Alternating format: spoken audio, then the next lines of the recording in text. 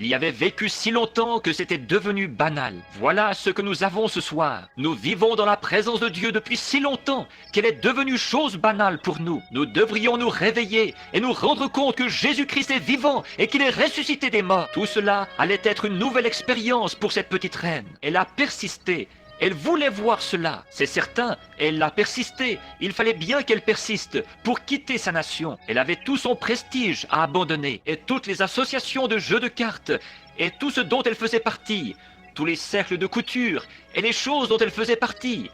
En tant que reine, toute la célébrité qu'elle connaissait, elle serait la risée de ce groupe. Mais qu'est-ce que ça changeait pour elle? Il s'agissait de son âme à elle, il s'agit de votre âme à vous.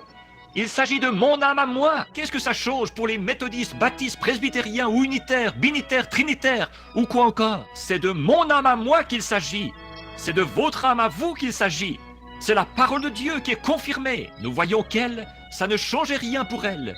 Ce que n'importe qui pouvait dire, ou sa célébrité, ou ses amis, s'il fallait qu'elle laisse là tout ce qu'il y avait au monde.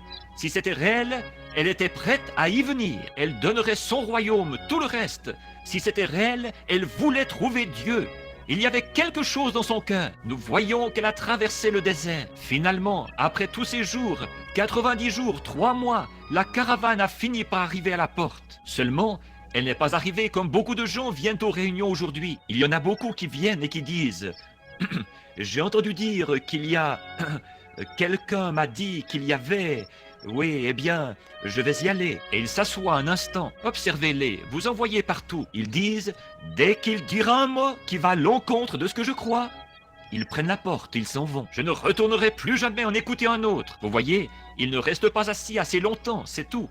C'est ça. Et que dire de Jésus quand il était assis devant ses 70, là, et qu'il en avait 70, et qu'il avait toute la foule? Il était un grand homme. On disait qu'il était prophète, le prophète galiléen. Un jour, il a regardé la grande foule qui l'entourait. Il a dit « Si vous ne mangez la chair du Fils de l'homme, et si vous ne buvez